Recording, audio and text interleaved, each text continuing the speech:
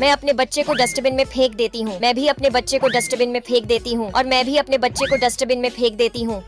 ओए पागल लड़कियों, तुमने अपने बच्चों को डस्टबिन में क्यों फेंका? ये हमारे बच्चों के रूप में राक्षस हैं। रुको, मैं अभी चेक करता हूँ। रोबोट बेटा जल्दी आके चेक करो।